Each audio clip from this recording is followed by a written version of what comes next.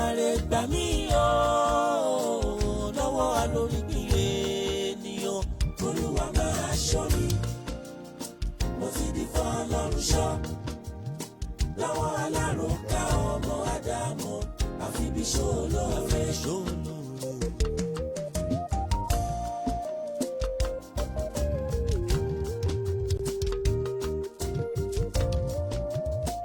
Adúpẹ́ lọ́wọ́ Ọlọ́run ọba mi Aláwùrábí, Elédù tó màrè, ọba mi tó lànà, ọba mi tó lè ní, ọba mi tó lọ́jọ́ gbogbo. Wáwẹ̀ ni àforòlò òun ló lórí alárùnká. Àlọ́lọ́wọ̀n ọba mi ló kún bá wa ṣe, àwa ò lágbára kankan, a ò ní ìmọ̀, Ọlọ́run ló ń fún wa.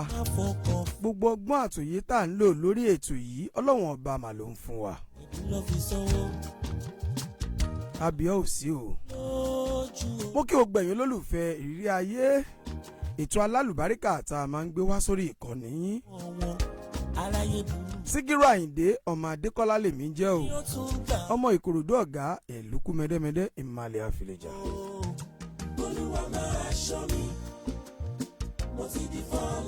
Gbogbo ẹ̀yin olólùfẹ́ wa tẹ̀ ń wò wá, ẹ káàárọ̀ o, ẹ káàsán, àkìyín káàkiri gbogbo àgbáláyé, gbogbo ibi tẹ́ ẹ bá wà pé ẹ kú dédé àsìkò yìí o. Ẹ̀yin ẹ̀gbọ́n mi, ẹ̀yin àǹtí mi, ẹ̀yin ìyá mi, bàbá mi tẹ̀ ń wò mí lórí ìkànnì yìí, ẹ bá wa ṣí ètò yìí dáadáa, ẹ bá wa jẹ́ kí ètò yìí, ẹ bá wa jẹ́ kó rìn káàkiri gbogbo àgbáláyé pátá. Wọ́n sọ̀rọ̀ àná di bá mi kójúmọ́ tó mọ́, bọ́ bá rí yẹn wá tún ṣojú ayé, àfi kélé. Lọ́wọ́ alárùn, Olúwa máa ṣọ́ mi, mo ti di fọ́lọ́run ṣọ́. Lọ́wọ́ alárùn ká ọmọ Ádámù. Àní lẹ́yìn Ọlọ́run mà ní. Gbogbo alágbára ayé ẹ mà ṣe jẹ́jẹ́. Ẹ̀yin tẹ́ ń lò gbà lọ́wọ́ ẹ ṣe pẹ̀lẹ́pẹ̀lẹ́. Ẹ̀yin tẹ́ ń lo mùyíbà lọ́wọ́ dẹ́ẹ̀dẹ́ mìràwọ́. Torí pé nígbà míì wà ẹni tó lè ní ó lè má ní ọ̀la o. Ẹja àṣẹ jẹ́jẹ́. Ò ń lò gbà lọ́wọ́, ó ń lo òkìkí lọ́wọ́, owó ń bẹ lọ́wọ́ rẹ̀, ó ń lo sọ̀mọ́nì tó ń lò yìí, ó yẹ ń bọ́ sí fún ọ. Ṣe jẹ́jẹ́ o, nobody knows tomorrow, kò sẹ́ni tó mọ̀la. A ní kan kí wá lẹ́yìn o, ẹ̀bí ló fi sanwó. A ní kan fẹ́ wá lójú o. Ìṣẹ̀lẹ̀ gbáǹkọ́gbì ó ṣẹlẹ̀ lónìí. Àfi k'Ẹlẹ́dùmarè bá ní lọ́wọ́ wọn. Bàbá Suebebe, bàbá yìí máa ṣaláìsí. Ó ń ṣe mí ó tún gbà mí. Ó máa ní agbára gan. Ṣé yìí sí o? Ẹ wò ó, kò sí awáyé tí ò ní kú. Tó o bá ti wálé ayé dandan ló lọ lọ́jọ́ kan. Àmọ́ gbogbo ẹ̀yin tẹ́ ń gbọ́ mi lórí ìkànnì yìí, mo fẹ́ jẹ́ ká fi ọ̀rọ̀ bàbá Suebebe ká fi kọ́gbọ́n o. Àwa kì í yọ ẹni tó kù, torí pé gbogbo wa náà la ó lọ lọ́jọ́ kan.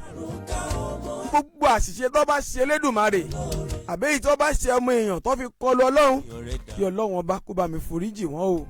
Bàbá yìí ti kú náà ni ó. Àmọ́ àwa mú ọ̀rọ̀ jáde lára ìgbé ayé tí bàbá Suebebe lò nínú ayé.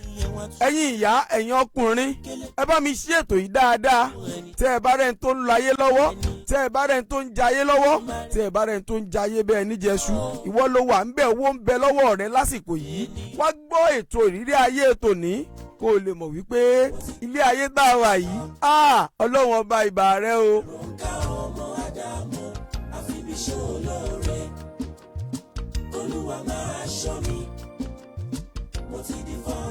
Àlọ́ Ọlọ́run ń ṣọ́ gbogbo wa, àmọ́ báwo la ṣe ń ṣẹ̀mí wa, báwo la ṣe ń lò gbà wa, báwo gan la ṣe ń ṣe láàrin ara wa. Gbogbo ẹ̀yin tẹ́ ń wò mí pátápátá lórí ètò yìí, ẹ̀yin tẹ́ ń gbọ́ Síkírù Àyìndé ọmọ Adékọ́lá, gbogbo wa la mọ arákùnrin bàbá tí wọ́n ń pè ní Suebebe yìí.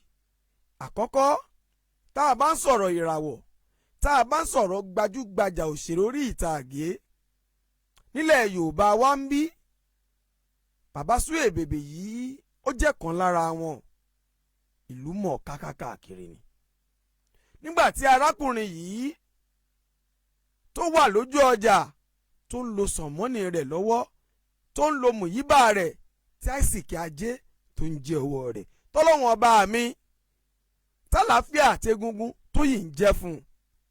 gẹ́gẹ́ bí nǹkan tí bàbá yìí sọ nígbà tó wà nínú ayé. wọ́n lọ́wọ́n rí owó, bàbá yìí ní ọ̀wọ́n rí owó, ẹ gbọ́, àmọ́ gbogbo ọlá gbogbo owó tí bàbá yìí ní, báwo ni bàbá Suebebe báwo ló ṣe lówó náà o. à ń sọ eléyìí a ò fi dá bàbá Suebebe lẹ́jọ́ o, a fi ń kóra wa lẹ́kọ̀ọ́. ẹ̀yin ọmọdé látòrí 18, 20, 25, 30, 35, 40, 45 ẹ̀yin mò ń bá wí o. ẹ̀yin tẹ́ ń rówó nísìnyí tó jẹ́ wípé gbogbo owó tẹ̀yin ní bí ìkẹrẹ ajíwagàn, mi ò ní ẹ má ra mọ́tò o, mi ò ní ẹ má jáyé, àmọ́ ẹ jẹ́ á máa rántí pé ẹ̀kọ́ láyé o. ayé tá a wà yìí ẹ̀kọ́ láyé o, bẹ́ẹ̀ ní ṣe rí ọ̀la lè má rí bẹ́ẹ̀.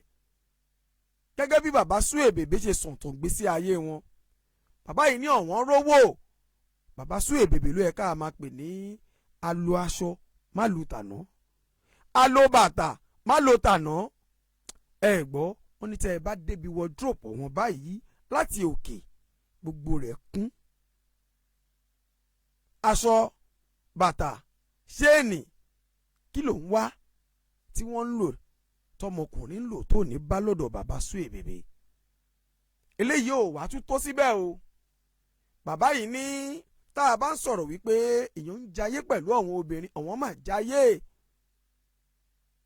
wọ́n lọ́wọ́n ò tún wá jayé lásán o. àìmọye obìnrin tí àwọn ti ṣẹ̀ nínú ayé àìmọye ọmọ obìnrin lọ́wọ́n ti wùwà tó kù díẹ̀ káàtó sí. gbogbo ìwọ tó jẹ́ bọ́ìsì lénìí, ìwọ tó ń lo ṣẹ̀mí rẹ láyé, tó jẹ́ pé gbogbo obìnrin pátápátá ló ń lọ́wọ́ agbára fún, gbogbo obìnrin ló ń ṣe bó ṣe wù ọ́ fún. rántí wípé èní la mọ̀ o, kò sẹ́dà tó mọ̀la. mo ní ìwé ẹ̀ṣẹ̀ ló ń pọ̀ tá kọ́ lọ́rùn máa ṣọ́ ní ọ̀rọ̀ ìṣàṣọ tó ń ṣọ́ ní kiri ẹnu aráyé lè àfihàn. bàbá Suebebe ń lo ilé ayé wọn, bàbá yìí ń lo mùyíbà rẹ̀ pẹ̀lú àwọn obìnrin, bó ṣe ń gbé dúdú ló ń gbé pupa ló ń gbé funfun. àwa kọ́ la sọ bẹ́ẹ̀, bàbá yìí sọ̀tún ayé wọn nígbà tó ń bẹnu ayé.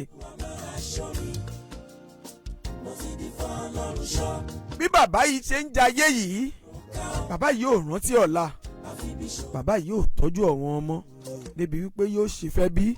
ó kàn ń jayé ti ẹni, ó kàn ń jayé bí ẹni jẹṣu ni. àìsàn kékeré kan mà ló dé sí bàbá Suebebe.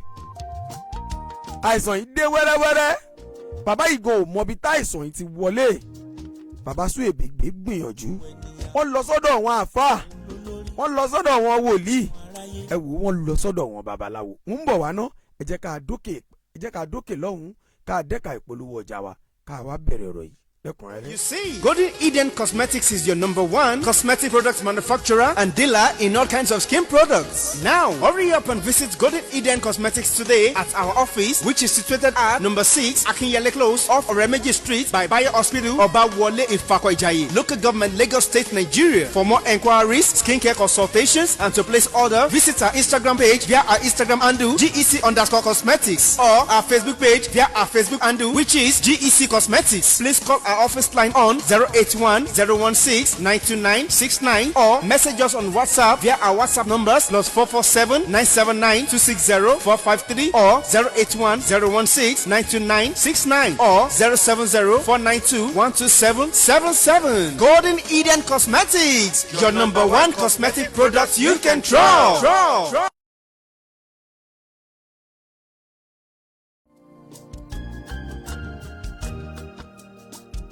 àní bàbá Suebebe ń lò mú yí bá wọn, bàbá yìí ń jayé bí ẹni jẹṣu. àmọ́ ń gbà tí àìsàn wẹ́rẹ́ yìí tó dé sí bàbá Suebebe, àìsàn yìí wọlé o, ó wọlé sí bàbá Suebebe lára. bàbá Suebebe gan ò mọ bí táìsàn yìí ti wọlé bọ̀ wọ́n lára, wọn ò mẹ́ntọ́ wọn ṣẹ̀. bàbá yìí máa jáde nígbà tí àìsàn yìí dójú rẹ̀, bàbá Suebebe jáde sí, wọ́n lọ sọ́dọ̀ wòlíì, wọ́n lọ sọ́dọ̀ àfáà, wọ́n jáde káàkiri gbogbo ọ̀wọ́n adáhùn ṣe. lọ́wọ́ ẹni tá ọ̀ṣọ́ tó ń lépa ẹni kiri àìsàn yìí òun ni bàbá Suebebe ń bá yí káàkiri. Àìsàn yìí ní agbára débi wípé ó ti gba owó, ó ti gba gbogbo nǹkan lọ́wọ́ bàbá Suebebe. Àwọn tọ́jọ́ ń ṣiṣẹ́ fíìmù àgbéléwò yán àwọn Yorùbá Nollywood wọn ò lè pe bàbá Suebebe mọ́ torí pé ṣìbẹ́ni tó bá ní àlàáfíà òun ni wọ́n pè sédè oré. Bàbá Suebebe ò lè lọ sí location mọ́ o. Bàbá Suebebe pẹ̀lú wa rẹ̀. Gbogbo àwọn ọmọ bàbá Suebebe wọn lè súnmọ́ bàbá Suebebe. Wọ́n ní bàbá yìí ò tọ́jú ọ̀wọ́n. Àwọn ẹbí náà sọ tiwọn. Ọ̀rẹ́ náà sá fún bàbá Suebebe. Bàbá Suebebe wá dá ń gbọ́rọ̀ ara rẹ̀ báyìí.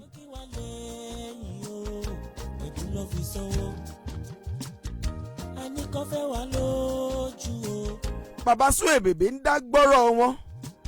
Bẹ́ẹ̀ náà làìsàn yóò fi bàbá Suebebe lẹ̀. Kó tó di wípé bàbá yìí tó jáde sórí Facebook wípé kí alàgbà Gabriel kó gbà wọ́n kó má jẹ́ kí àìsàn yìí kó pọ̀ wọ́n.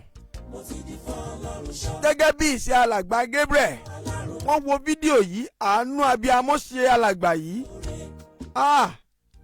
Wọ́n wò pé gbajúgbajà òṣèré tó wọ́n ń wò káàkiri irú àìsàn wo ló wá ṣe bàbá yìí. Alàgbà Gabriel wọn ò ṣe méní wọn ò ṣe méjì, wọ́n pe gbogbo ọmọ ìjọ wọn pátápátá. Wọ́n ní ẹ jẹ́ á lọ sọ́dọ̀ bàbá yìí, ẹ jẹ́ á lọ béèrè kí ló ṣẹlẹ̀ gangan. Wọ́n sọ̀rọ̀ àná di bá mi kójúmọ́ tó mọ́, bọ́ bá rí yẹn wọ́n tún ṣojú ayé. Àfi k'Ẹlẹ́dùmarè gbà ní lọ́wọ́ ẹni tá ọ̀ṣọ́ tó ń lépa ẹni kiri. Èdùmarè gbà mí lọ́wọ́ alórí kiri. Alàgbà Gabriel wọ́n mà dọ́dọ̀ bàbá Suebebe. Wọ́n débẹ̀ o, wọ́n débẹ̀. Wọ́n kan bàbá yìí. Bàbá kí ló ṣẹlẹ̀ gangan tó fi wá di wípé ẹ wá dì báyìí. Bàbá yìí rojọ́ o. Wọ́n ní kí gbogbo ọmọ Nàìjíríà gbà wọ́n pé àìsàn tó ń ṣe ọ̀wọ́n ti náwó, ọ̀wọ́n ti nọ́ra.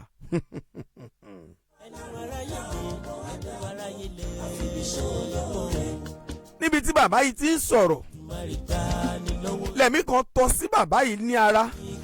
Ẹ̀mí kan bẹ̀ wọ́n wò. Ó ní bàbá Suebebe jẹ́wọ́ ẹ̀ṣẹ̀ rẹ̀, jẹ́wọ́ bó o ṣe lo màjèsín rẹ̀.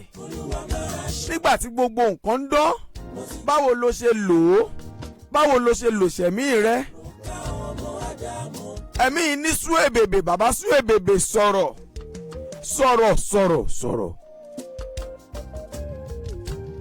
Bàbá yìí máa sọ̀rọ̀. Ó ní gbogbo ọmọ Nàìjíríà ẹ jọ̀ọ́ ẹ bóun tọrọ ìdáríjì ẹ̀ṣẹ̀. Òun ti ṣe ọ̀pọ̀lọpọ̀ àwọn obìnrin. Ó ní àìmọye obìnrin tóun ti ṣẹ̀. Bàbá yìí tẹnu bọ̀rọ̀. Ẹ̀wà wẹ̀ ni àfòròlọ, òun ló lórí alárùká ọmọ ara. Nítòótọ́ bàbá yìí ní kí gbogbo àwọn tóun ti ṣẹ̀kọ́ dáríjì òun. Àmọ́ ìbéèrè rèé o, fẹ́yìn tẹ̀ ń wò wá. Ṣé gbogbo obìnrin tí bàbá yìí ṣẹ̀, ṣé gbogbo wọn ló dáríjì bàbá yìí ṣá? Àti pé ṣé gbogbo wọn ló sì ń bẹ nínú ayédèsìn? Àwọn ọmọ bàbá Suebebe yìí ṣé wọ́n dáríjì bàbá wọn? Àwọn ẹbí bàbá Suebebe ṣé wọ́n yọ́nú sí bàbá Suebebe ṣá? Olúwa máa ṣọ́ mi, mo ti di f'Ọlọ́run ṣọ́, lọ́wọ́ alárùnká ọmọ àdá. Àná wọn ẹbí bàbá Suebebe ṣé wọ́n yọ́nú sí bàbá Suebebe ṣá? Ìdí rèé o tá a fi sọ̀rọ̀ yìí ni wípé ṣé ẹ rántí kó tó di pé bàbá yìí kú, bàbá yìí pariwo wípé àwọn ẹbí òun ò wá wò wọn o. Ẹ gbọ́, nígbà tí bàbá Suebebe tó ń lo mòyíbà rẹ̀ lọ́wọ́, ipò wo ló kọ sọ́wọ́n ẹbí? Orí àìsàn yìí ni bàbá yìí wà. Wọ́n kọ́lé fún bàbá yìí. Alàgbà Gabriel náà gbìyànjú. Wọ́n máa ṣagbára wọn. Wọ́n tún gba àwọn èèyàn tí ó máa tọ́jú bàbá yìí. Bàbá Suebebe bá ń lò lọ bẹ́ẹ̀. Ó ń lò lọ bẹ́ẹ̀ o. Kùkú ṣe wípé bàbá Suebebe ti darúgbó. Bàbá Suebebe ò tí ì darúgbó, àmọ́ àìsàn yìí ló sọ darúgbó ọ̀sán gan.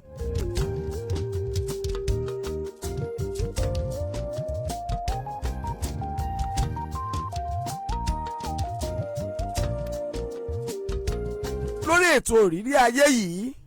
Ètò yìí ń kó gbogbo àwa màjèsín, àwa tá ń lo mùyíbà lọ́wọ́, àwa tọ́lọ́wọ́n ọba mi ń gbà fún lọ́wọ́lọ́wọ́. Ẹ jẹ́ ká ṣe jẹ́jẹ́ nú ayé tá a wà yìí o, torí pé nú ayé tá a wà ìdẹ́ẹ́dẹ́ mìràwọ̀ òótọ́ owó ń wà lọ́wọ́ rẹ̀.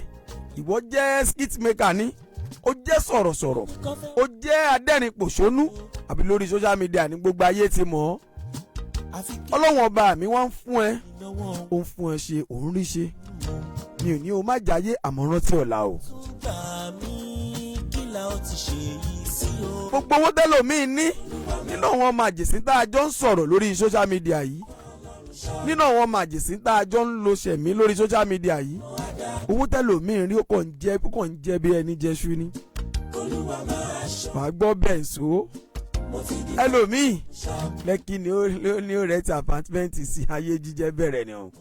Mi ò ní o má jayé o, àmọ́ rò dáadáa, èní ló ń lò lọ́wọ́lọ́wọ́, báwo lọ́la rẹ̀ yóò ṣe rí. Bàbá Suebebe ti jọ́lọ́wọ̀n ọba mi nípè báyìí, kí ọlọ́wọ̀n ọba mi kó bá mi fọ̀rùn kẹ́. Ẹlòmíì ò tí ì kú o, tó yẹ pé ayé tóun náà ń lò lọ́wọ́lọ́wọ́, ayé tó rọ̀ọ̀fù nífa. Ayé tẹ́lòmíì ń lò lọ́wọ́lọ́wọ́ báyìí, ayé tí ò dá ní ìwọ bàbá ṣó mọ bọ́mọ rẹ̀ ṣe ń jẹ.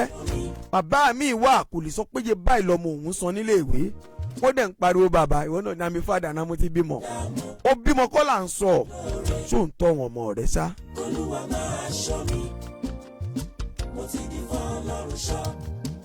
Ìwọ tọ́lọ́wọ́n ọba mi ń gbà fún lọ́wọ́lọ́wọ́, àwọn ẹbí rẹ̀ ìgbìyànjú mélòó ló ṣe nínú ayé wọn? Àlọ́wọ́n ẹbí rẹ̀ ìgbìyànjú mélòó ló ń ṣe? Olóyìnbó ní do your best and lead the rest sí. Ìyá tó bí ọlọ́mọ ṣó ń tọ́jú rẹ̀ bí? Bàbá tó bí ọlọ́mọ ṣó ń tọ́jú rẹ̀ bí? Ṣé kò ṣe wípé àfi ayé lásán lòun fowó ṣe? Àbí wọ́n ló ń pè ní bàbá alàgbà ẹ fún wọn bọ́tù mẹ́ta, ẹ fún wọn bọ́tù mẹ́rin bẹ́ẹ̀ ẹ̀jẹ̀ ọjà yé. Ọ̀tọ̀ lóbìnrin tó gbé lónìí, ọ̀tọ̀ lóbìnrin tó gbé lọ́la. Èmi ò sọ pé yàn ò ní kú o, àmọ́ ṣé bí bàbá Suebebe ṣe lùgbẹ̀yìn ayé wọn rí yìí, ṣé bẹ́ẹ̀ ló yẹ kó ṣe lò ṣá? Ẹ̀kọ́ rèé o. Ṣé bí bàbá Suebebe ṣe lùgbésí ayé wọn yìí, ṣé bẹ́ẹ̀ ló yẹ kó ṣe lò ṣá? Àní ilé ayé láti máa gbẹ̀sán gbogbo ìwà tá a bá wù pátá. Ilé ayé yìí náà láti kéré ẹ̀ṣẹ̀ wa.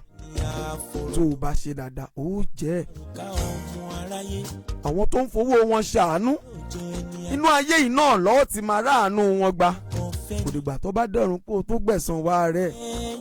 Ọmọ rẹ̀ yóò jẹ́ ń bẹ̀ wọ́gun ó jẹ́ kó o tó lọ láyé. Àní kan fẹ́ wà lójú o, àtàlọ́ fi sẹ́nu. Àfi k'Elédùmarè bá ní lọ́wọ́. Bàbá Suebebe ti ṣègbésí ayé wọn. Àwọn gọ́mọ̀ pé bọ́wọ́n ṣe lògbésí ayé ọ̀wọ́n yìí, ó kù díẹ̀ káàtó.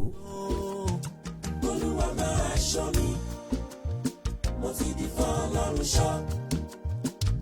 Ó dóríta kan kí bàbá yìí tó kú, ẹbí ọmọ ìyàwó kò mà lè yọjú sí i. Wọ́n wò pé ìdí ẹ̀rí tá a gbọ́dọ̀ máa rọ̀ lámọ́ gbogbo nǹkan tá a bá ń ṣe.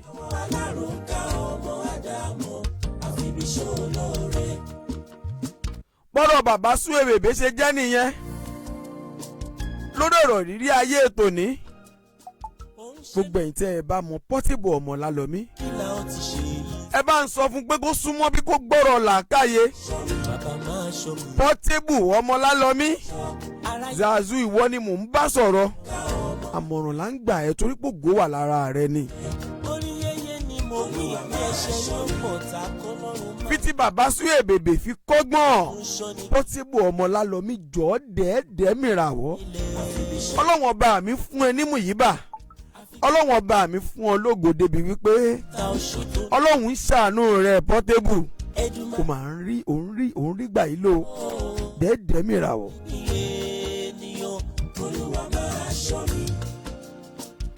Nígbà tí Portable ń travel, èyí tó lọ sí Amẹ́ríkà, ìyàwó rẹ̀ sìn ó sìn dé airport, ó máa ṣàdúrà fún un. ó ní Portable ọmọ Olalomi ó ní wàá rí àánú gbà obìnrin ọ̀wọ́n láyé ọ̀wọ́n ni ìyá wa mo ṣe báyìí mo gbé díẹ̀ o.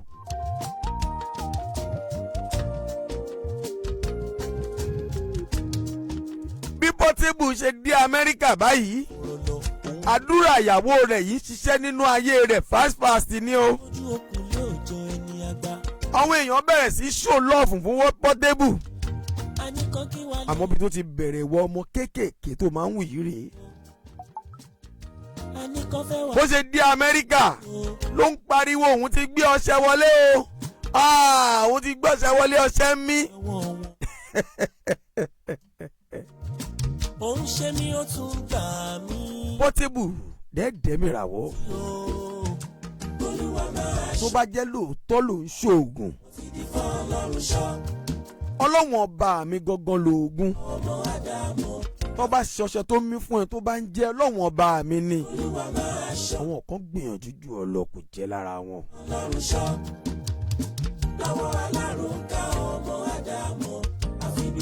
tó o bá ní nǹkan kan tó ń tépo lé nínú yàrá Portable ọmọ Olalomi àwọn kan ṣe ju tiẹ̀ lọ wọ́n ṣe àdúrà àwọn ò gbà kò dẹ́ ṣe gbàdúrà àwọn ò gbà náà gbogbo nǹkan lọ́wọ́ orí ni. bàbá máa ṣọ́ mi o mo ti di fún Ọlọ́run ṣọ́. lẹ́yìn ariwo tó ń pa yìí tó ń pariwo pé o ti gbọ́ṣẹ́ wọlé o ti gbọ́ṣẹ́ wọlé o. Portable ọmọ Olalomi dédé mìràwọ̀ ìwọ nìkan kọ́ ló lọ́ṣẹ́ nínú gbogbo àwọn tẹ́ ẹ jọ ń kọrin o àwọn ẹlòmíì ṣáájú jù ọ lọ àwọn lọ́míì wọ́n ń gbìyànjú ju ẹ lọ Portable ọmọ Olalomi wọn mọ̀ pariwo dédé ayé yìí máa gbà jẹ́jẹ́ Portable àyọjẹ láyé o. lọ́wọ́ alórí bí ènìyàn Olúwa máa ṣọ́ mi mo ti di fún Ọlọ́run. àdúrà tíyàwó Portable yìí tó ṣe nínú ayé Portable ó máa ń ṣiṣẹ́. Portable bá tún live sórí Instagram bó ṣe ń ṣe live yẹ tó ń ṣe live rẹ̀ yìí bẹ́ẹ̀ ni Davido ọmọ bàbá olówó ló bá wọlé inú Davido náà dùn inú Portable náà dùn wọ́n sọ̀rọ̀ bó ṣe máa ń sọ àmọ́ Davido ó sọ fún Zazu wípé tó bá ti dìrọ̀lẹ́ ń pè ẹ́ lẹ́yìn prógáàmù rẹ ó wà bá mi ẹ gbọ́ wọ́n jọ wà ní tòótọ́ ó fún Portable láṣọ ó fún Portable ní bàtà kò kún ṣe pé Portable raṣọ rí kò kún ṣe wípé Portable wọ bàtà rí àmọ́ ìfẹ́ ló wà ń bẹ̀. eléyìí tún buyìn fún Portable ọmọ Olalomi dáadáa ó tún pọ́n Portable lé dáadáa ẹ gbọ́ ó pọ́n Portable lé o.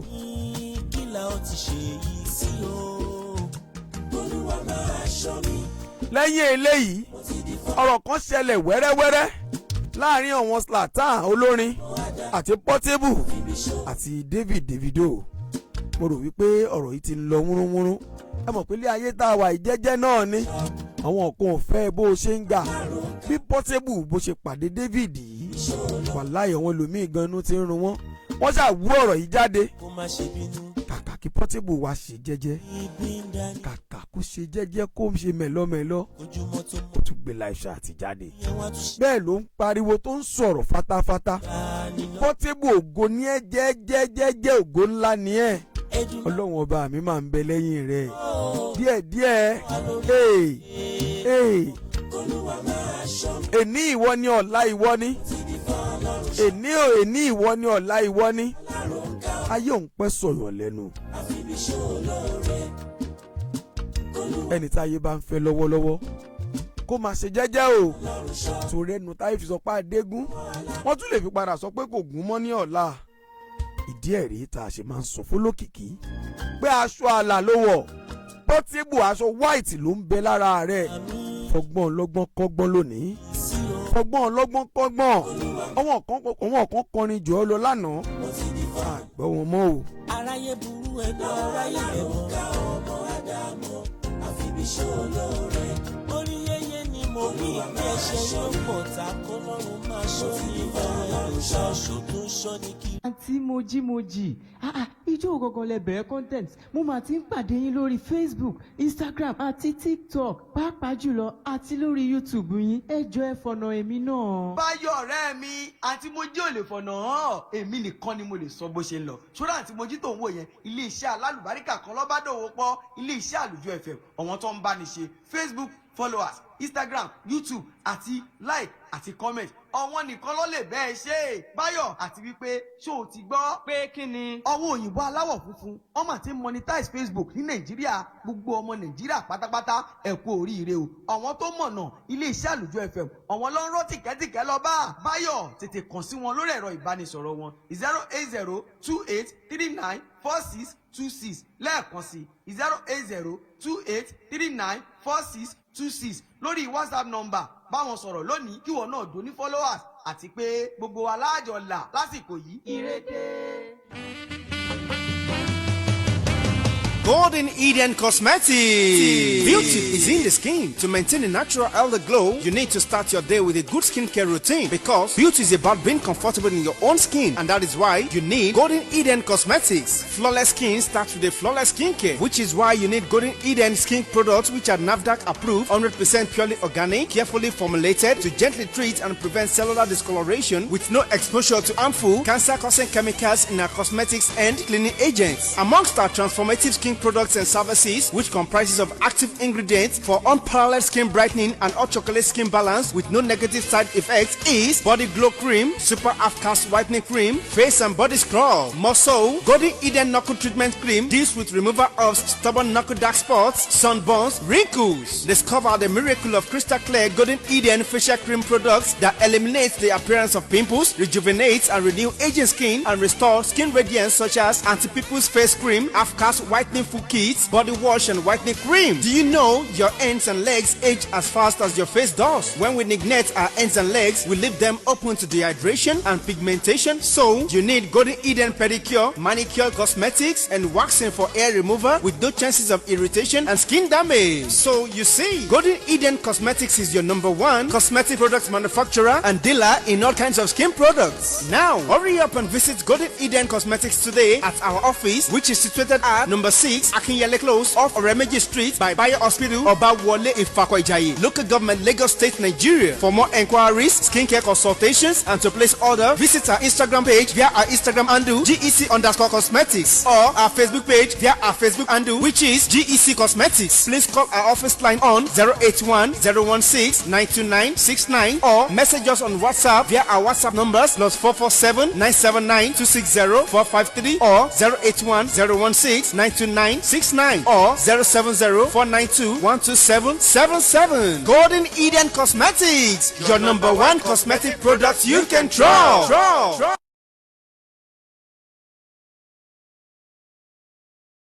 Golden Eden Cosmetics. Beauty is in the skin. To maintain a natural elder glow, you need to start your day with a good skincare routine because beauty is about being comfortable in your own skin, and that is why you need Golden Eden Cosmetics. Flawless skin starts with a flawless skincare, which is why you need Golden Eden skin products which are NAFDAC approved, 100% purely organic, carefully formulated to gently treat and prevent cellular discoloration with no exposure to harmful cancer-causing chemicals in our cosmetics and cleaning agents. Amongst our transformative skin products and services, which comprises of active ingredients for unparalleled skin brightening and hot chocolate skin balance with no negative side effects, is Body Glow Cream, Super Half-Cast Whitening Cream, Face and Body Scrub. More so, Golden Eden Knuckle Treatment Cream deals with removal of stubborn knuckle dark spots, sunburns, wrinkles. Discover the miracle of crystal clear Golden Eden facial cream products that eliminates the appearance of pimples, rejuvenates and renew aging skin, and restore skin radiance, such as anti-pimples face cream, half-cast whitening full kits, body wash and whitening cream. Do you know your hands and legs age as fast as your face does? When we neglect our hands and legs, we leave them open to dehydration and pigmentation. So you need Golden Eden pedicure, manicure, cosmetics and waxing for hair removal with no chances of irritation and skin damage. So you see, Golden Eden Cosmetics is your #1 cosmetic products manufacturer and dealer in all kinds of skin products. Now hurry up and visit Golden Eden Cosmetics today at our office, which is situated at #6 6 Akinyele Close off Oremeji Street by Bayer Hospital, Obawole Ifako-Ijaye, Local Government, Lagos State, Nigeria. For more enquiries, skincare consultations, and to place order, visit our Instagram page via our Instagram handle GEC_cosmetics or our Facebook page via our Facebook handle, which is GEC Cosmetics. Please call our office line on 081-016-92969 or message us on WhatsApp via our WhatsApp numbers +447-979-260-453 or 081-016-92969 or 070-492-12777. Golden Eden Cosmetics, your number one cosmetic product you can trust.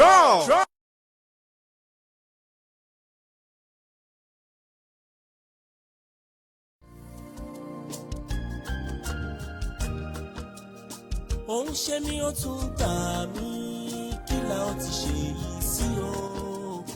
Olúwa máa ṣọ́ mi. àní ilé ayé tá a wà yìí ẹja máa ṣe jẹ́jẹ́ o. Ráyé burú ẹ̀dá ráyé ẹ̀wọ̀n. Portable ọmọ Olalomi jọ̀ọ́ ṣe jẹ́jẹ́ ilé ayé mà gbà jẹ́jẹ́ o torí pé ilé ayé tá a wà yìí ẹni aráyé lè ẹni aráyé lè. tọ́lọ́wọ́n ọba mi bá ń gbà fún wa tá à ń lò mú yìí bà tó ń jẹ́ lọ́wọ́ wa. bójà àdúrà la bá ń ṣe àbí ẹ tún ṣe ìtẹ́ ẹ bá mọ̀ lọ́nà tí dẹ́ẹ̀dẹ́ mìràwọ́ tọ́lọ́wọ́n ọba mi ló ń dáhùn tọ́lọ́wọ́n ọba mi bá wá ń dá ẹ lóhùn lọ́wọ́ ó gbọ́dọ̀ ṣe jẹ́jẹ́. Ọlọ́run ṣọ́ lọ́wọ́ alárùnká ọmọ Ádámọ̀ àfi bí ṣòro àfẹ́ ṣòro.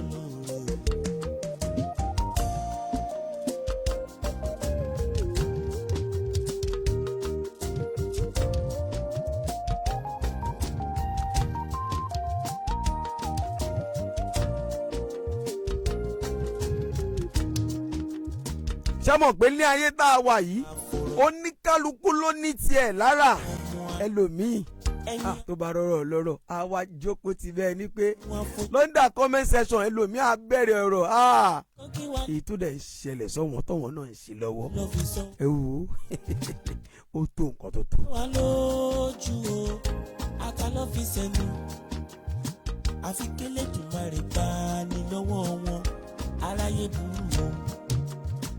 ó ń ṣe mí ó tún gbà mí kí la ó ti ṣe yìí sí o. Olúwa máa ṣọ́ mi mo ti di fún Ọlọ́run ṣọ́ lọ́wọ́ alárùnká ọmọ Ádámọ̀. àní mo rí ìṣẹ̀lẹ̀ kan ìṣẹ̀lẹ̀ yìí yà mí lẹ́nu orí FM rédíò station kan ló gbé ọ̀rọ̀ ọ̀hún lọ wọ́n ní arákùnrin kan náà wọ́n spíkà lórí Facebook yìí náà ni àwọn náà ti jẹ́ pẹ̀lú àwọn ará bí òkè ọ̀hún rí wọ́n ní àwọn bá wọn sọ̀rọ̀ lórí social media tó bá ní ọ̀wọ́ ẹ̀bù wọn kíní kan abẹ́ ṣe ẹlòmíì Nàìjíríà ló wà má yẹ kí ọ̀kọ̀ọ̀kan tiẹ̀ gbọ̀ngbọ̀n má yẹ kí ọ̀kọ̀ọ̀kan tiẹ̀ gbọ̀ngbọ̀n ìlú yìí ló wà èèyàn kan wá pè ẹ́ wọ́n ní kó o máa bọ̀ ní Germany wọ́n ní kó lọ wá 1 million 1.something million wọ́n náà wá bẹ̀rẹ̀ sí sáré káàkiri ṣó mọ̀ pé owó tó ní kó o lọ mú wá yìí tó bá kó owó yìí tó o bá fi bẹ̀rẹ̀ business ní Nàìjíríà tó o bẹ lọ́wọ́n ọba mi adániwáyé ọba mi tó ń sọ yọ̀pẹ́ ẹyẹ kan tó ń sọ de iye tó jẹ́ wípé ẹ̀dá kan lè rí kàláyé tọ́lọ́wọ́n ọba mi bá bẹ́ẹ̀ dá sí òwò yìí á mà dírú àdìgbà mọ́ ọ lọ́wọ́ o gbogbo mò ń sáré lọ Germany mò ń sáré lọ UK mò ń sáré lọ Amẹ́ríkà mi ò ní ẹ má sáré o àmọ́ dẹ́ẹ̀dẹ́ mìíràn o torí Canada lẹ́lòmíì ṣe talé rẹ̀ lórí ètò òrírí ayé ètò ní gbogbo ẹ̀yin tẹ́ ń talé yín pé ẹ fẹ́ travel ẹ̀yin tó máa pè lórí fóònù tẹ́ ẹ lẹ́ẹ̀ fẹ́ travel ẹ wá gbọ́ ìṣẹ̀lẹ̀ tó ṣẹlẹ̀ sí arábìnrin kan ní Nàìjíríà ń bí ẹ wá wò bọ́yẹ gba arábìnrin ọ̀hún o wọ́n lù ní jìbìtì owó wọ́n tún lù ní jìbìtì ara ilé ayé ilé ayé ilé ayé. mo lárábìnrin kan nu kúlù yìí tí ó bá wa sọ nǹkan kan nípa bó ṣe rìnrìn àjò ẹ̀ fúnra rẹ̀ ni ó fẹnu ara rẹ̀ sọ bárakùnrin kan ṣe tó gba owó lọ́wọ́ ẹ̀ bóun ó ṣe òun bá ṣe físà ó lọ London ní jámọ́ gẹ́gẹ́ bí ohun tó sọ prógámù tẹ́ ń gbọ́ lọ́wọ́ yìí iléeṣẹ́ rédíò kan ní Nàìjíríà ń bí arábìnrin ọ̀hún gbé ọ̀rọ̀ yìí lọ o iléeṣẹ́ rédíò ọ̀hún wọ́n pè ní Fresh FM ẹ gbọ́ ara òun rédíò àwọn ọ̀gá wa kan ni ibẹ̀ ló gbé ọ̀rọ̀ yìí lọ mo wá fẹ́ jẹ́ kí gbogbo èèyàn pátá ẹ bá mi ṣe ètò yìí dáadáa o ẹ wá kọ́gbọ́n lórí ètò Ìrírí Ayé yìí mẹ́wàá máa ń ṣẹlẹ̀ mẹ́wàá ń ṣẹlẹ̀ nínú ayé ẹ jẹ́ ká gbọ́rọ̀ náà ká gbọ́ bó ṣe jẹ́. jámọ̀ fẹ́ra wa jámọ̀ ṣe kíní kan tó sì ń gbúdọ̀ rẹ̀ láàrin ìṣẹ́jú péréte àwa náà gbìyànjú a pe arákùnrin yìí ṣùgbọ́n kò tó lẹ́fù kan kò tiẹ̀ gbé kọ́ọ̀lù wa mọ́ a fi mẹ́sẹ̀gì ṣọwọ́ sí wọn gbogbo ohun tí wàá ń ṣẹlẹ̀ pátápátá gbogbo ohun tí ń ṣẹlẹ̀ pátápátá ó ṣe ọmọ yìí ẹ jẹ́ kárábìnrin yìí kò fẹ́nu ara rẹ̀ ṣàlàyé ọ̀rọ̀ kí lorúkọ yín. orúkọ mi ni Fúnmiláyọ̀ Odúkọ̀yà. Fúnmiláyọ̀ Odúkọ̀yà. bẹ́ẹ̀ni sà. gbogbo ẹ̀yin tẹ́ ń wò wá pátá arábìnrin tó ń sọ̀rọ̀ tẹ́ ń gbóhùn rẹ̀ yìí orúkọ rẹ̀ á máa jẹ́ Fúnmiláyọ̀ Odúkọ̀yà. lórí Facebook arábìnrin ọ̀hún ti pàdé arákùnrin tó fẹ́ mẹ́nu bọ̀rọ̀ rẹ̀ yìí o ó lóun máa ń wò ó ẹ gbọ́ kí ló dé tẹ̀ ń kó fúláàjì wọ́n dé o ọ̀wọ́ ará bí òkè ọ̀hún kí ló dé tẹ̀ ń fúláàgì wa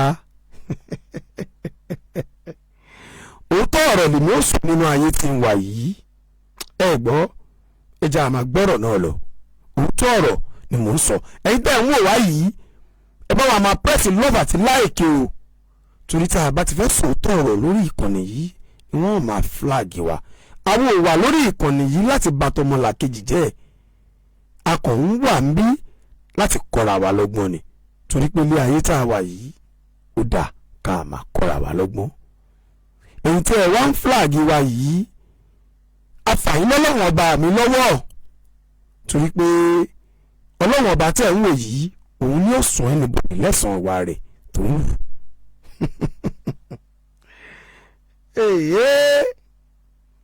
ọ̀lú wo ni.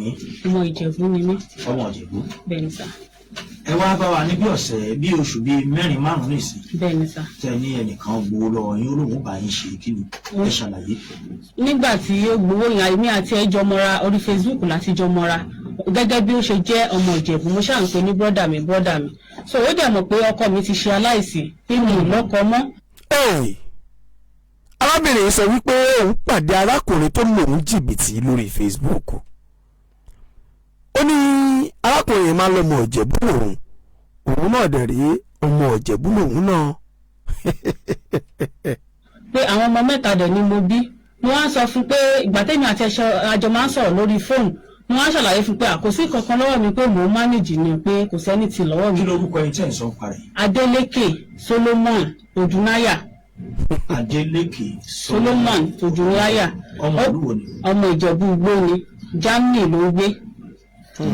so nígbà tí ó wá ṣàbá mi sọ̀rọ̀ pé ṣé mo lè wá sí Germany àmọ́ á ní kò sí problem tẹ́ bá lè help mi inú mi máa dùn gan ló wá sọ fún mi pé. gbogbo ẹ̀yà ará Germany ọ̀rọ̀ rẹ̀ o arábìnrin jáde ó fi gbé ta ó ní kẹ́ ẹ gbọ́ òun ó nínú àwọn ará Germany yìí ọ̀rọ̀ ti gbá òun o ó dárúkọ arákùnrin ọ̀hún ó ní Adékúnlé Odúnáyà ó ní Germany ló ń gbé ṣe fẹ́ sọ pé ẹ̀mẹ́ni náà ni ṣe fẹ́ sọ pé ẹ̀mẹ́ni tárábìnrin yìí ń sọ ni gbogbo ẹ̀yin tẹ́ ń wo Facebook dáadáa ṣe fẹ́ sọ pé ẹ̀mẹ́ni tárábìnrin yìí ń sọ ọ̀rọ̀ tó iṣẹ́ pẹ̀lú àwọn ará abí lọ́jọ́ kìíní àná ẹ gbọ́ ilé ayé tó pò rẹ ọlọ́wọ̀n ọba mi ìjà àmà gbé ìrí ayé yìí. èmi lè rówó yá ni pé tí n bá rówó yá pé opportunity kan wà nílẹ̀ nísìn pé opportunity yẹn pé tí n bá rí 1.3 million pé kí n sáré kó wá pé opportunity yẹn fast ni pé òun mo bá mi ṣe Germany pé ìyà tó ń jẹ mí pẹ̀lú àwọn ọmọ tí mo bí tí ò séyàn kankan tó ẹ̀kú mi yìí pé ó máa wà òkè mo wá ní òkè sà pé mo ti gbọ́ so èmi along the line so mo wá sọ fún pé mi dẹ̀ níbi tí mo ti lè sáré sí lọ yáwó mo ṣáà pé sísítà mi kan mo wá ṣàlàyé fún wọn pé èèyàn kan dẹ̀ fẹ́ bá mi ṣe travelling o pé ó dẹ̀ ní tí n bá rówó yá o sísítà mi yẹn ṣáà lọ gbowó ní cooperative ó gba 500,000 èmi náà ṣáà lọ gbowó mo lọ sí AB microfinance mo gbowó mo ṣáà gba àwọn owó yẹn káàkiri débi pé mo tún sọ fún pé owó yẹn ò tí ì pé o ó ní àwọn online kinní tí wọ́n máa ń yáwó yẹn pé ṣé mi lè yáwó ń bẹ̀ ni bí mo ṣe tún lọ yáwó nìyẹn mo ṣáà yáwó yẹn débi pé mo ti ní high blood pressure gan sí bí mo ṣe wà mo yẹ send owó yẹn sí ṣáàgbà tó wá oṣù kan oṣù méjì oṣù mẹ́ta mi ò rí kankan kò béèrè anything lọ́wọ́ mi kò béèrè processing àbí kankan tó máa bá mi ṣe bí mo ṣe pè nìyẹn pé tí travel ò bá ṣe é ṣe ẹ bá mi dáwó yẹn padà ní ìwà ó ti sọ fún mi tẹ́lẹ̀ pé láàárín 2 months tí mo bá ti send owó yẹn pé mo bá mi ṣe Germany kíákíá pé tí n bá dẹ̀ ti dán pé ìwé òun ni máa fi máa ṣiṣẹ́. àpapọ̀ rẹ̀ wá tó 1.3 million ló gbà lọ́wọ́ mi. ó tún ọdún mélòó báyìí nísìnyí àbí oṣù. last year ó ti tó oṣù méje sí. oṣù méje. bẹ́ẹ̀ni tẹ́ ẹ̀ tí ì rí nǹkan kan. mi ì tí ì rí nǹkan kan. kò dẹ̀ fún yín lówó. kò dẹ̀ fún mi lówó mi padà. kí ni mo tún wà láàrin ẹ̀yin méjèèjì. nígbà tí ó yá lẹ́yìn tí mo ti send owó yẹn sí tán brọ́dà mi ni máa ń pè wọ́n tó náà dẹ̀ máa ń sọ pé àbúrò mi báwo ni àbúrò mi báwo later ló wá sọ fún mi pé ṣé mo lè fẹ́ òun pé sódà kíní yẹn máa lè yá láti lè gbé mi wọlé pé kí n change orúkọ mi sí orúkọ òun débi pé ó tẹ̀ tún mú mi náwó gan mo lọ sí ìwé ìròyìn mo lọ change orúkọ mo lọ ṣàfi David ní court mo lọ change orúkọ so díẹ̀ ló wá kù kí n lọ change orúkọ mi ní NIN àti pálí mi international passport mo ṣáà wá pé mo á ní kò sówó lọ́wọ́ mi ò pé ṣó lè fún mi lówó tí mo lọ fi change orúkọ mi bóyá sọ fún mi ó ṣàn yí mi lọ́tún yí mi ló sì ibẹ̀ ni mo ti mọ̀ pé onírọ́ ni pé ń parọ́ fún mi ni. jẹ́ ìpadà ríra rárá. a ríra ó wá sí Nàìjíríà ní February so ó dẹ̀ pè mí pé kí n wá pàdé òun lẹ́kọ̀ọ́ mo dẹ̀ lọ lẹ́kọ̀ọ́. ṣé nílé ni àbí lótẹ́ẹ̀. ní hòtẹ́ẹ̀ ni mo kọ́kọ́ lọ ìgbà tí máa dé sótẹ́ yẹn kí n tó lọ sótẹ́ yẹn rárá ó ti pè mí ó sọ àwọn kankan fún mi pé kí n bá òun rà á bí orí ológbò orí òkété orí kankan àwọn nǹkan lóríṣiríṣi gbogbo ẹ voice note ẹ wà ní. gbogbo èyí tẹ̀ ń wo ètò Ìrírí Ayé ètò ní mo pàdé èèyàn lórí Facebook mo pàdé èèyàn lórí TikTok mo pàdé èèyàn lórí YouTube máa ṣọ́ra dẹ́dẹ́ ilé ayé tá a wà yìí ilé ayé yìí máa lé arábìnrin yìí ó ní lẹ́yìn ìgbà tó gbowó lọ́wọ́ òun tán ó lọ wá sí Nàìjíríà ó sọ fún òun pé kọ́wọ́n ríra arábìnrin ní òun lọ bá o lẹ́yìn ìgbà tóun dọ́dọ̀ rẹ̀ tán ó tún ràn òun ní orí epo orí ẹja ayé àkàmàrà ilé ayé yìí ṣọ́ọ̀nà àti jẹ àti mu nínú ayé yìí ṣá ṣọ́ọ̀nà àti la wàràwàrà nínú ayé yìí ṣá àwa níbẹ̀rù Ọlọ́run ọba àmì àdániwáyé àlẹ́rìí ọkàn mọ́ àwọn ọmọ Yorùbá àṣewá ń ṣerú eléyìí fúnra wa àwọn ọmọ Yorùbá àṣewá ń para wa lẹ́kún àwọn ọmọ Yorùbá àṣewá ń mú wa bó o bá o bù lẹ́sẹ̀ bó o bá o pa kẹ́ni tó wà nílùú òyìnbó kó tún máa gbára Nàìjíríà eléyìí máa lé pẹ̀lú bórílẹ̀-èdè Nàìjíríà ṣe rí lọ́wọ́lọ́wọ́ yìí pẹ̀lú bílù yìí ṣe rí lọ́wọ́lọ́wọ́ yìí kéèyàn wà nílùú òyìnbó kó tún máa kàfà kó tún máa tafà sí Nàìjíríà tó jẹ́ wípé àtijọ́ àti mu lórílẹ̀-èdè yìí Ọlọ́run ọba nìkan ní ń gbani èdè jẹ́ ká ṣọ́ra tá a bá tẹ ẹ̀rọ tiwa ẹjẹ́ àròjọ́ àti sun àwọn bàbá Suebebe náà lùgbésí ayé wọn ń gbà kan ẹ wá wò ó àlọ́ lọ àbọ̀bọ̀ ẹ̀wà arákùnrin tó wúrú ìwà yìí tó bá yẹ pé gbogbo ọ̀rọ̀ yìí ẹ gbọ́ bárábìnrin ṣe sọ gangan bẹ́ẹ̀ ló ṣe rí sárákùnrin yìí wá wò wípé tá lọ bá lọ àbọ̀ ń bọ̀ ni àbílẹ̀ ayé yìí náà kọ́ àbílẹ̀ ayé ọwọ́ mi tó bá yẹ pé mo parọ́ mọ́ so gbogbo ẹ wà lọ́wọ́ mi so mo ṣàbára àwọn nǹkan yẹn dání ìmọ̀ ọmọ fẹ́ fi ṣe. àwọn owó tó sẹ́ndì sí gbogbo rẹ̀ wà lọ́wọ́ gbogbo rìsíìtì wà lọ́wọ́ mi bẹ́ẹ̀ ni ó wà níbí báyìí so mo ṣàbára àwọn nǹkan yẹn gba tí mi mọ̀ nǹkan bẹ́ẹ̀ ni ewé ọ̀la ewé nǹkan kan lóríṣiríṣi gba tí mo wá dé ọ̀dọ̀ ẹ̀ mọ́ ó ṣàdánidó sótẹ̀ yẹn ó wá lóun sáré lọ. ìbéèrè rẹ o ẹni tó wà nílùú òyìnbó tó wà nílùú Germany kí ló fẹ́ forí eku ṣe kí ló fẹ́ forí igbá ṣe ewé ọ̀la kí ló fẹ́ fi ṣe ọmọ Yorùbá ẹ tún gbé ìwà Yorùbá yín tẹ̀ ń wù ní Nàìjíríà ẹ tún gbòde òkè òkun. Ilé ayé yìí ó máa ga o. ṣiṣẹ́ lọ́dọ̀ bàbá kan ni mo fẹ́ lọ ṣiṣẹ́ ẹni mi ṣe tètè rí òun mo fẹ́ lò tó òun bẹ̀ mo ní mo ti sanwó ẹ̀ mo ṣáà jáde ó wá mú mi lọ sí ilé kan ibẹ̀ ṣáà wá wà títí. Ẹ máa gbọ́ bí yìí o arábìnrin ní hòtẹ́ẹ̀lì òun ti lọ bá ó nígbà tóun kúrò ní hòtẹ́ẹ̀lì yìí ó mú òun lọ sí ilé kan ẹ gbọ́ ọ̀rọ̀ owó wà ń bẹ́ẹ̀ 1.3 million naira owó aláta owó ìlépo owó oníyọ̀ owó onímàgí lẹ́yìn owó yìí arábìnrin yóò wó mi kò rẹ́jẹ̀ o ó mà ga ilé ayé ó mà ga.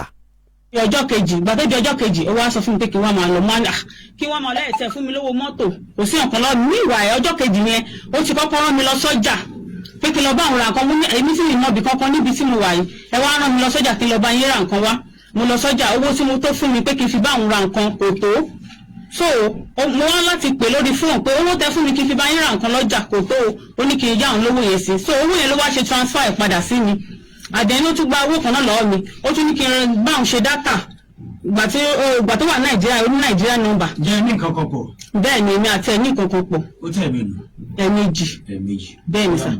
so mo ṣàbà ṣe dátà so àwọn owó yìí ló wá sẹ́ǹdì padà fún mi ìgbà tí ó wá dọjọ́ kejì wá ní kí wọ́n máa lọ pé àwọn ọmọ òun bọ̀ pé so àwọn ọmọ òun yẹn òun dẹ̀ fẹ́ change school wọn òun fẹ́ ṣe everything so àwọn ọmọ òun dẹ̀ fẹ́ travel òun fẹ́ mú àwọn méjì travel wọn ẹyọ̀kan tó kù òun fẹ́ ṣe changing of school ẹ̀ wọ́n á ní òkè pé kò sí problem pé kí n ṣì máa lọ kò sówó pé òun máa ṣòwò sí mi kí n tó délé mo ṣàrètí rẹ̀ tí mo wá rí pé kò ṣòwò sí mi kò ṣe anything sí mi àwọn rò pé ó tún gbá tọwọ́ mi kò ṣe pé ó tún fún mi ní nǹkan kan mo ṣe pé nìyẹn pé òkè owó tí mo send ó tún lù mí ní jìbìtì ara so owó tí mo send sí ẹ bá mi. ọ̀rọ̀ rẹ o arábìnrin yìí ó ní arákùnrin Adékúnlé èyí tó wà ní Germany yìí tí gbogbo ẹ̀yin tẹ́ wà lórí Facebook ẹ mọ̀ dáadáa o ó ló gba wọn gbọ́dọ̀ sọ̀rọ̀ travel ó ní lẹ́yìn eléyìí ó tún lò ó ní jìbìtì ara ilé ayé.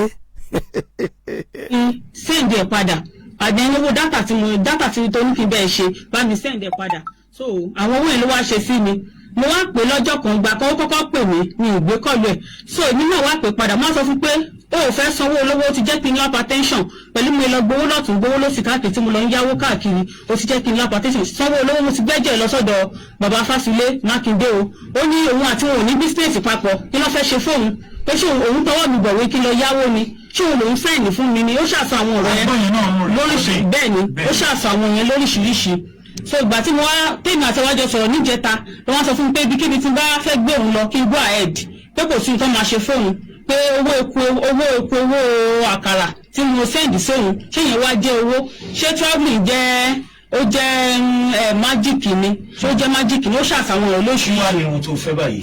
mo fẹ́ káwọn ọmọ Nàìjíríà kan jọ kó bá mi pè kó bá mi dáwọ́ olówó padà kó má yẹ kápá tẹ́ńsọ̀n pa mí. arábìnrin yìí máa ń pariwo lórí Facebook ó ní arákùnrin tó wà ní Germany yìí Adékúnlé Ọ̀nàláyà bí kí lorúkọ rẹ̀ ó ní gbogbo ọmọ Nàìjíríà ẹ bá òun bẹ́ẹ̀ o kó bá òun dówó olówó padà eléyìí àjọ ń gbádùn ara wọn yìí ó ní tó bá tẹ̀ jẹ́ yẹn òun fara mọ́ yẹn o àmọ́ owó onírú owó ìlépo owó aláta tó ń lọ yá káàkiri pẹ̀lú bí Nàìjíríà ṣe rí yìí arákùnrin yìí tó o bá ń gbé wa lọ́wọ́lọ́wọ́ gẹ́gẹ́ bá arábìnrin ní ká bẹ̀ẹ́ wọ́n lọ́bẹ̀ là ń bẹ̀ òkìkà ẹ̀bẹ̀ làwọn náà ń bẹ̀ lórí ìkànnì yìí 1.3 million naira owó tó kéré ní Germany ni jọ̀ọ́ báwa dáwọ́ arábìnrin padà fún un rántí wípé ìwọ náà bímọ wọ́n máa rántí àtúbọ̀tán rẹ tó o bá jẹ́ kó rí bí ayé bàbá Suebebe ọjọ́ alẹ́ rẹ tí o bá fẹ́ jẹ́ kó rí bí bàbá Suebebe dáwọ́ arábìnrin padà fún 1.3 million naira owó yóò kéré o dáwọ́ arábìnrin padà fún wọ́n ti wí pé tá ló bá lọ àbọ̀ ń bọ̀ ilé ayé tá a wà yìí ilé ayé ẹ̀san ni gbogbo tá a bá ṣe láyé lákèrè lọ́dọ̀ Ọlọ́run ọba mi adániwáyé. orúkọ ẹni yẹn. Adeleke Solomon Odunaya. Adeleke Solomon Odunaya tó wà ní Germany blọ́gà lòun náà lórí Facebook yìí. Arábìnrin ògbówó lọ́wọ́ òun dáwọ́ arábìnrin padà fún un torí èmi kọ́ ò torí ọ̀la ni torí èmi kọ́ torí àtúbọ̀tán rẹ lọ́jọ́ kan tó o mọ̀ tó o mú tó ṣẹlẹ̀ sí ọ. Àfikúnlẹ̀ abiyamọ bẹ̀ẹ́ o dáwọ́ arábìnrin padà. ọmọ ìjọba gbó ni ó ń gbé ní Germany. Germany ló ń gbé. bẹ́ẹ̀ ni. ọ̀rọ̀ yìí lágbára o. ó lágbára o. fọ́tò rẹ̀ ń kọ́ wọn ò tí fẹ́ bá a débẹ̀ yẹn àti lè fi fọ́tò ẹ̀ hàn ó yẹ fi fọ́tò arákùnrin tó bá náà bá sọ̀rọ̀ àfi mẹ́sẹ̀jì ṣọwọ́ sí láti bí oṣù bíi 2 àbọ̀ ní ìsìn ṣùgbọ́n ni yóò kò sọ kankan ṣe ló kàn yí wa síbẹ̀ tó yí wa sí àwọn òpin bẹ́ẹ̀ ni o ṣùgbọ́n ẹni bá. nílé iṣẹ́ rédíò Fresh FM tó gbọ́rọ̀ rẹ̀ lọ yìí wọ́n lọ́wọ́ ti pè é ọ̀wọ́n ti bá sọ̀rọ̀ wọ́n ló kàn ń yọ̀ wọ́n sébè ló ń yọ̀ wọ́n sí polo. níbi tọ́rọ̀ wá dé dúró báyìí àsọpọ̀ gbárábìnrin yìí o àdìsọpọ̀ gbà. jọ̀ọ́ obìnrin lárábìnrin yìí opó ni pípẹ́ ìjẹ́ ẹ̀mejì ìjẹ́ ẹ̀mẹ́ta ìjẹ́ 500 ìjẹ́ 200 ìjẹ́ 300 owó yìí ò pé díẹ̀díẹ̀ ọ̀wọ́ yóò bá sọ wípé ọwọ́ olówó lówó ń jọ sí. báwa dáwọ́ arábìnrin padà fún un bó jẹ́ 200 ló ní bó jẹ́ 500 díẹ̀díẹ̀ owó yìí ò jọ lọ́jọ́ kan. rántí àtúbọ̀tán o àtúbọ̀tán láyé gbogbo ohun tá a bá ṣe láyé pátá gbogbo ẹ̀ láàgbà ká. ṣùgbọ́n a rí àwọn ẹ̀rí kan tó dájú tó pọ̀ gbogbo ohun tí obìnrin yìí tó fi sanwó gbogbo iṣẹ́ ìdíwó sí gbogbo ẹ̀ ló wà lọ́wọ́ wa gbogbo àwọn ọ̀rọ̀ tó ń jọ sọ gbogbo ẹ̀ ló wà lọ́wọ́ wa gbogbo bóbìnrin yìí ṣe dé hòtẹ́ẹ̀lì gbogbo obìnrin yìí gbọ́ngbọ́n bí pé gbogbo ẹ̀ ló ń rìkọ́ gbogbo conversation wọn kí ló ti pe orúkọ arákùnrin yẹn lẹ́ẹ̀kan sí. Adeleke Solomon Odunaya ó wá ń lo Adékúnlé blog lórí social media. ṣe rí pé arábìnrin mọ̀ dáadáa ó ní wá ń lo Adékúnlé blọ́ọ̀gì àwọn ará bí òkè ọ̀hún àwọn ìbéèrè lórí ilé-iṣẹ́ yìí. a kò ń jẹ́ ká mọ̀ wípé mẹ́wàá ń ṣẹlẹ̀ ní júníọ̀ mẹ́wàá ń ṣẹlẹ̀ nínú ayé tá a wà yìí ẹni tíjà ò bá ní ń pera ẹ̀ lọ́kùnrin ẹni tí pera rẹ̀ lóbìnrin mẹ́wàá ń ṣẹlẹ̀ Adékúnlé blog arábìnrin yìí ń pè ọ́ ò jọ torí Ọlọ́run bàbá dáwò yìí padà. wọ́n dẹ̀ tún ń pè ní balo. tó orúkọ ilẹ̀ ti gbọ́n yẹn o ẹ dákun mo nígbàgbọ́ pé òun náà ó ṣe nọ́mà yóò ṣe nọ́mà torí pé a ti pe arákùnrin yìí títí a ti fi mẹ́sẹ̀jì ṣọwọ́ títí wọ́n ní kí la ṣe gbẹ̀jẹ̀ ká gbégbèsè tá a fi gbé òfin dẹ̀ wà àtìlú yìí àtìlú èbó kò síbi tí ò sófin ẹ dákun ẹ bá a dá sí ọ̀rọ̀ yìí kí orúkọ tiẹ̀ lẹ́ẹ̀kan sí. orúkọ mi ni Fúnmiláyọ̀ Odúkọ̀yà. Fúnmiláyọ̀ Odúkọ̀yà ọmọ ìlú. ọmọ Ìjẹ̀bú. ó tọ́dún wo tọkọ rẹ ti kú. ọdún karùn-ún rẹ̀. ọdún karùn-ún rẹ̀. ó wá rí ẹ̀rí wípé. mo dẹ̀ ṣàlàyé fún un pé láti ìgbà tọ́kọ mi ti kú mi ì lọ́kọ o pé torí nǹkan báyìí náà ni mo ṣe fẹ́ lọ́kọ wá ní kí n má wọrí sẹ́ẹ̀ tí n bá ti travel sí pé má wọ gbogbo ìyá yẹn máa dópin. olówó á sọ pé àwọn gbogbo àwọn ibi wọ́n ń dẹ̀ láàmú báyìí o ti ní olówó yìí ṣe lòun sá káàkiri àbí bẹ́ẹ̀ kọ́ sọ̀rọ̀. bẹ́ẹ̀ni ṣe ni mò ń sá káàkiri mo ti ní high blood pressure even mo lọ sí general ní last week so wọ́n sọ fún mi pé àwọn ṣàkọ oògùn fún mi àwọn oògùn tán kọ fún mi mo ṣáà ń lò. ọ̀dà ẹ̀ṣọ́. bọ́rọ̀ ọ̀hún ṣe jẹ́ rèé ara ètò rírí ayé rèé o gbogbo ẹ̀yin tẹ́ ń wò mí pátá ẹ̀yin tẹ́ ń gbọ́ mi lẹ́yìn náà ní nǹkan méjì mẹ́ta tẹ́ ẹ fẹ́ sọ tẹ́ ẹ fẹ́ jẹ́ káyé gbọ́ ẹ bá wa sọ̀rọ̀ lórí WhatsApp nọ́mbà wa 08028394626 ẹ̀yin tẹ́ ẹ fẹ́ polówó ọjà ẹ máa bọ̀ nílé iṣẹ́ Àlùjọ FM ìlú Ìkòròdú la fi kalẹ̀ sí ẹ bá wa sọ̀rọ̀ lórí WhatsApp nọ́mbà wa 08028394626 ọlọ́wọ́n ọba yóò wà lẹ́yìn gbogbo wa o láṣẹ Elédùmarè ẹ jẹ́ ká àdéka ìpolówó ọjà wa ká wo ohun tá à ń tà ná à ń bọ̀ wá a ò tí ì lọ.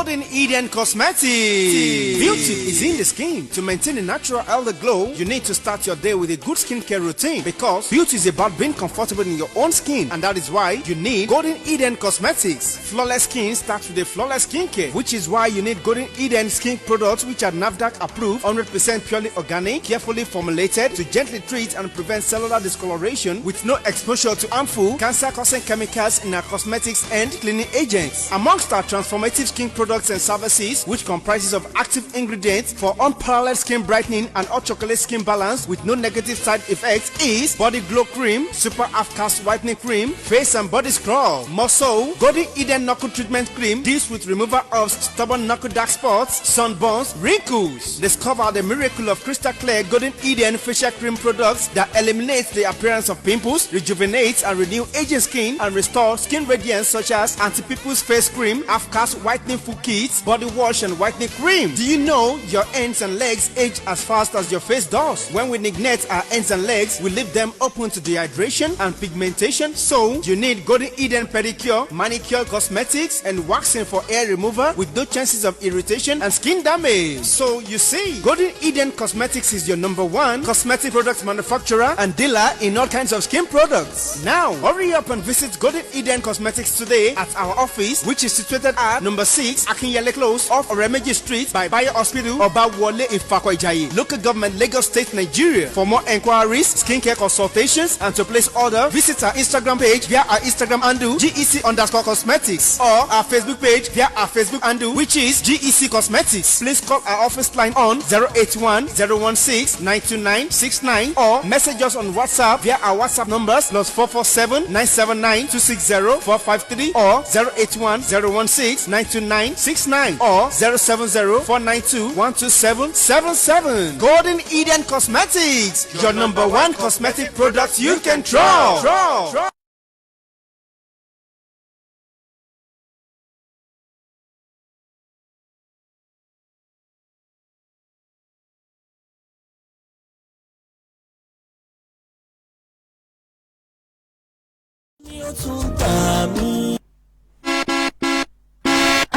Àǹtí Mojí rèé. Báyọ̀ báwo ni? Àǹtí Mojí. Ijó ìgangan lẹ bẹ̀rẹ̀ content. Mo máa ti ń pàdé yín lórí Facebook, Instagram àti TikTok. Pàápàá jùlọ àti lórí YouTube yín. Ẹ jọ̀ọ́ ẹ fọ̀nà ẹ̀mí náà. Báyọ̀ ọ̀rẹ́ mi, àǹtí Mojí ò lè fọ̀nà hàn. Èmi nìkan ni mo lè sọ bó ṣe ń lọ. Ṣọ́ra àǹtí Mojí tó ń wò yẹn, ilé iṣẹ́ alálùbáríkà kan lọ́bàdàn pọ̀, ilé iṣẹ́ Alujo FM, àwọn tó ń bá ní ṣe Facebook followers, Instagram, YouTube àti like àti comment. Àwọn nìkan ló lè bẹ́ẹ̀ ṣe. Báyọ̀, àti wípé ṣé o ti gbọ́ pé kí ni àwọn òyìnbó aláwọ̀ funfun wọ́n máa ti monetize Facebook ní Nàìjíríà. Gbogbo ọmọ Nàìjíríà pátápátá ẹ kú oríire o. Àwọn tó mọ̀nà ilé iṣẹ́ Alujo FM, àwọn ló ń rán tìkẹ́tìkẹ́ lọ bá. Báyọ̀, tètè kàn sí wọn lórí ẹ̀rọ ìbánisọ̀rọ̀ wọn 08028394626 lẹ́ẹ̀kan sí 08028394626 lórí WhatsApp number. Báwọn sọ̀rọ̀ lónìí kí wọn náà dóní followers àti pé gbogbo wa láàjọ là lásìkò yìí. Ìrèké. Kílẹ̀ ti ṣe yìí sí o. Àlọ́ ló wọ́n bá mi. Ìṣòwòlọ́ba tó ní ìṣọ́ àtàbò lọ́wọ́. Nígbà yìí tẹ̀ ń wò mí pátá. Àbọ̀ lọ́wọ́n ọba mi ò ní kù nínú ayé yín. Ìṣọ́ lọ́wọ́n ọba mi ò ní kù láyé yín. Ẹ máa lọre, ẹ máa bọ̀re. Gbogbo nǹkan tí ẹ bá ń dáwọ́lé yóò máa yọrí sí ire. Ẹ̀yin tẹ́ ń drop comment, ẹ̀yin tẹ́ ń press love like. Ohun tó burú ò ní ṣẹlẹ̀ sí yín. Ohun eré ni ó máa ṣẹlẹ̀ sínú ìgbésí ayé yín. Ẹ ní sunkún tó korò lórí ọmọ, ẹ ní sunkún tó korò lórí ọkọ, ẹ ní sunkún tó korò lórí aya, ẹ ní sunkún tó korò lórí ara yín. Ẹ wò ó, gbogbo nǹkan tẹ́ ẹ bá dáwọ́lé yóò máa yọrí sí ire. Aláfa náà mọ́kánná alẹ́ à, òkè òkè lẹ́ẹ̀ máa lọ, torí pé òkè òkè báyìí òkè lọ ní irun sí, gbọgbọrọ báyìí lọ́wọ́ ń yọjọ orí lọ. Náà pẹ̀lú báyìí ni màrìwó ti ń ṣẹ̀ṣọ́, ẹ máa ṣẹ̀ṣọ́ sówó. Àlàáfíà àtẹ̀mí gígùn. Lábúrò ní yí àsọdọ̀ gbogbo wa. Síkírù lèmi ń jẹ́ o. Ọmọ Ìkòròdú ọ̀gá, ọmọ ìlú kú mẹ́dẹ́mẹ́dẹ́. Ìmọ̀lẹ̀ abèrèjà, ọmọ àṣàlìjẹ̀jẹ̀ bẹ́ẹ̀ tí èrò bí erí. Bí ogun ní ọgbọ̀n, àyà wa ń bẹ lé. Ìwọ tó o bá wá jẹ́ olórin, o jẹ́ community pop star. Àbúrò sí wà ìwọ lónìí tó ṣẹ̀ṣẹ̀ pò pọ̀ tó o fẹ́ jẹ́ káyé máa gbádùn sẹ́ndì ẹ̀ sí wa lórí WhatsApp nọ́mbà wa ká bẹ́ẹ̀ máa jù sórí afẹ́fẹ́ fóun ayé máa gbádùn rẹ̀ èyí tá ń gbọ́ yìí ṣèyí bọ́ra ṣèyí ló kọ́ èyí tí gbogbo èèyàn mọ̀ sí Piliris ẹ̀gbọ́n alálùbáríkà ọ̀pọ̀lọpọ̀ ìwé yìí. mo ti di fún ọlọ́run ṣá lọ́wọ́ alárùn ká ọmọ Ádámù àfibíṣòro lóore Olúwa máa ṣọ́ mi. mo ti di fún ọlọ́run ṣá lọ́wọ́ alárùn ká ọmọ Ádámù àfibíṣòro lóore. ènìyàn rẹ̀ dá kó má ṣe bínú kí ó rẹ̀ ní abínibí ń dání. báyìí la máa kí gbogbo ẹ̀yin olólùfẹ́ iléeṣẹ́ Alujo FM ẹ̀yin tẹ́ ń gbádùn ètò Ìrírí Ayé ẹ má gbàgbé bẹ́ẹ̀ fẹ́ polówó ọjà ẹ kàn sí wa lórí ẹ̀rọ ìbánisọ̀rọ̀ wa 08020394626 Síkírù lèmi ń jẹ́ Àyìndé ni bàbá sọ mí ọmọ bíbí inú Adékọ́lá mo ń lọ lónìí ó tún ń bọ̀ lọ́la láṣẹ Olódùmarè Ìrírí Ayé lètò Ìrírí Ayé lètò ó dàbọ̀.